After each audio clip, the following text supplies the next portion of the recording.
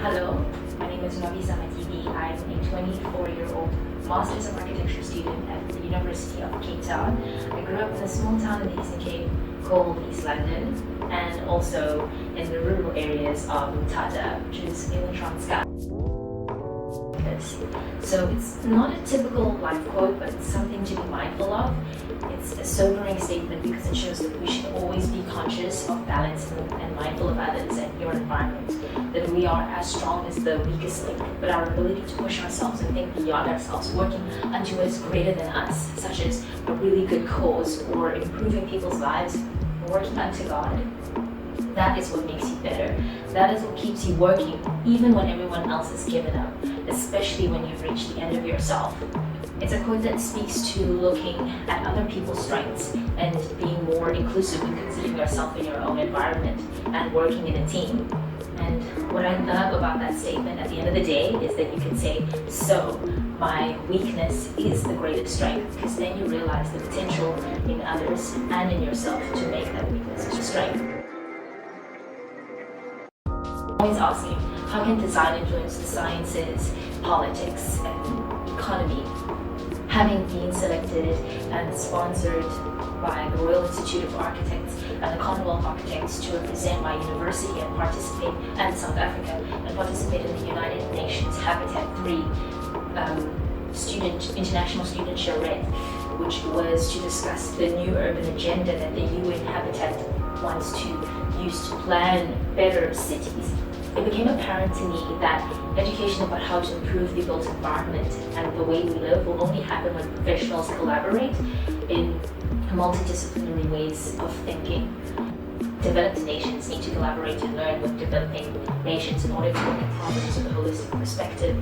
My fascination in particular is with Germany, Stuttgart University's research and their automotive design strategies, and how they're experimenting with robotics in fabrication and automation, which is being explored in ways that we can start to imagine and reinvent cities for resilience amidst the time where smart cities and hyperlocality are seemingly directions for the future. Urbanization and globalization requires interdisciplinary knowledge to address.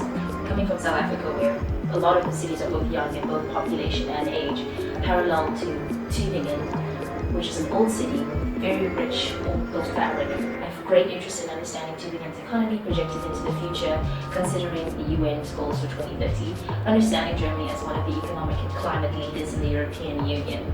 Germany's rich philosophical history and ways of thinking that are even simply evident in the complexity of the language and the antiquity of the German culture and cities makes me really wonder, how is Germany actually addressing multiculturalism when it comes to the migrant age that we're in?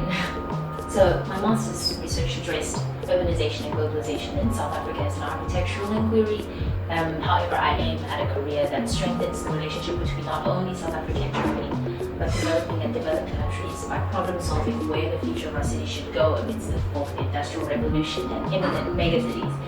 So I believe my contribution to more holistic and sensible solutions will come with first-hand experience of German culture, industry, and economy. I would love to share ideas at the end of the future. When I ask my German friends this question, they say that taxi drivers are South African taxi drivers are the most interesting culture difference for them, because they're very different to the German taxi system, where the taxi drivers are a lot more extroverted and they're a bit more liberal when it comes to following the rules of the road. What I find interesting keeps changing the more I learn. At the moment, I'm very fascinated by the similarities between our cultures. So what I find interesting is that the German language has this very unique ability to combine very abstract concepts into one word using compound words.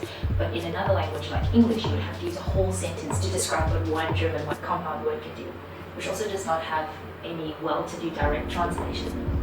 Such as Weltschmerz, which means like world pain, talks about melancholy, or just the feeling of knowing that you will be disappointed perpetually, or just the feeling that it's just a lot of things that cannot quite directly be translated but a collection of things that kind of start to give you an idea of what you mean.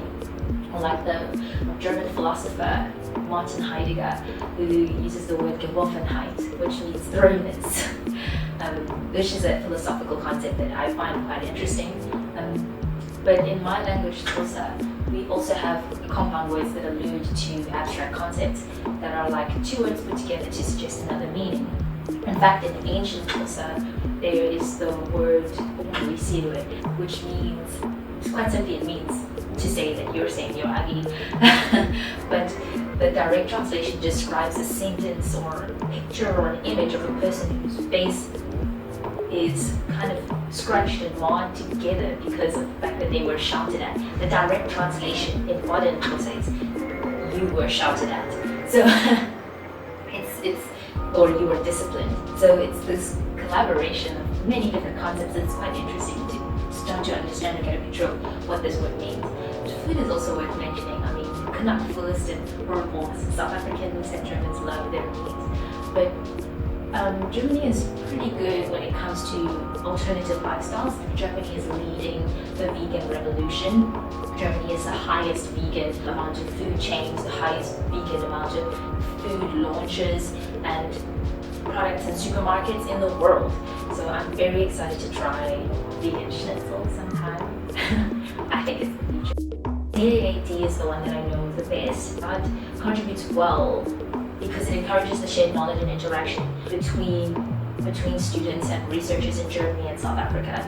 It encourages opportunities for people to pursue research in their respective fields, and it enables great advancements in that knowledge sharing to produce more coherent and refined work.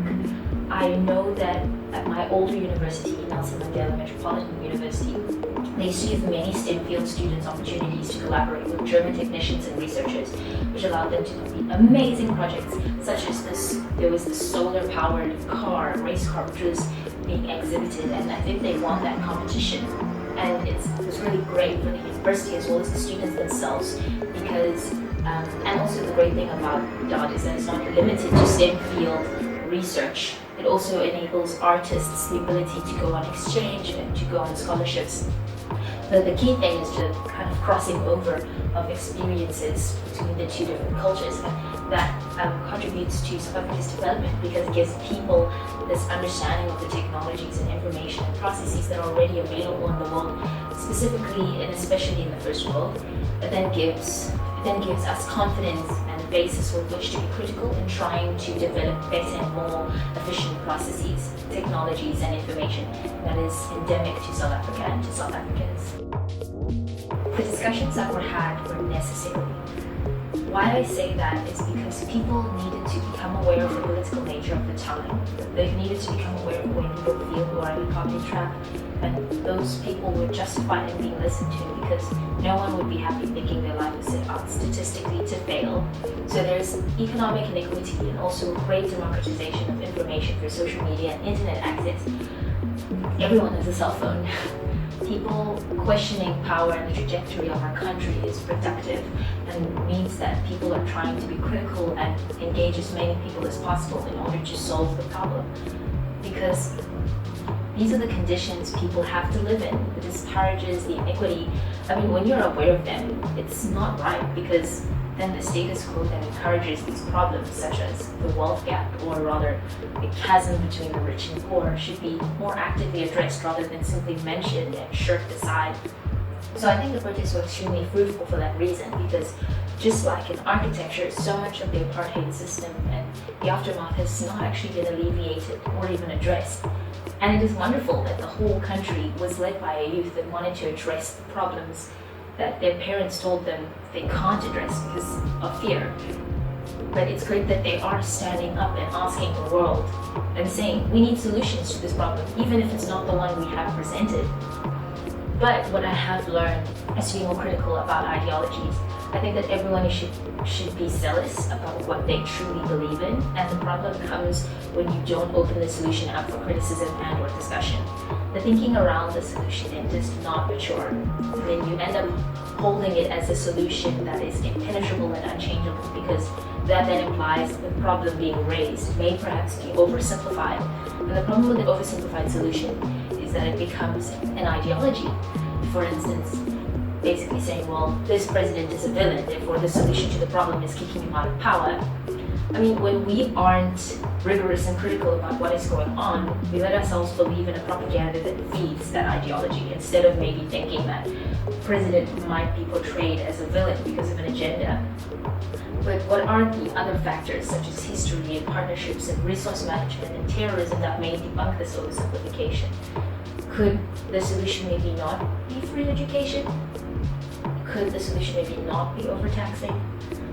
So I believe the country does need education, but more than that, needs to have public forums that are open and accessible to all, where people are exposed and trained to think critically and rigorously about the wealth gap, urbanization, and the accessibility of education, with other parties and other agendas involved, because that really adds to the richness of the discussion and the maturity of the solution.